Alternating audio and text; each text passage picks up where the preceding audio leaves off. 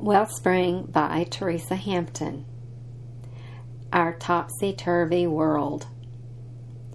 Do you ever feel like the world is upside down? Things that were undeniably categorized as sin in the past are now considered acceptable. In fact, they are seen as human rights and protected by law. For instance, the homosexual agenda is likened to the movement in the 60s that sought civil rights for African Americans. However, the two are not to be equated. One is a matter of choice, the other not.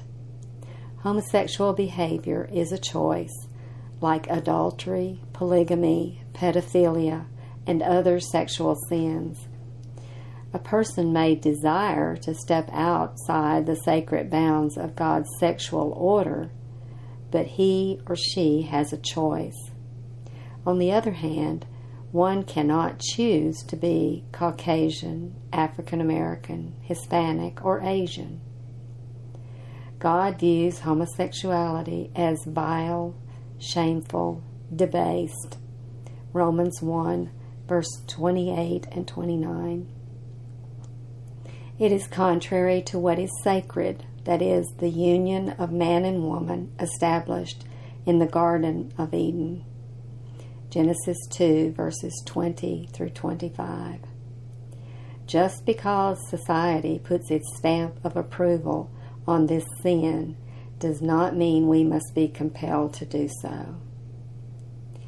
During our lifetime, we may desire to commit any number of sins, sexual or not. But as God-fearing people, we refuse to act on those desires. We buffet our minds and bodies so we can present ourselves living sacrifices to God. 1 Corinthians 9:27, Romans 12, verses 1 and 2. Our world is topsy-turvy concerning sexual sin, and the only thing that can turn it right side up is truth. Will we be silent and politically correct, or will we speak and teach the truth in love? Today's verse: flee from sexual immorality.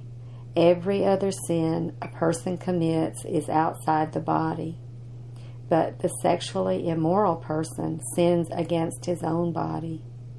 Or do you not know that your body is a temple of the Holy Spirit within you, whom you have from God? You are not your own, for you were bought with a price, so glorify God in your body. 1 Corinthians 6:18 through 20.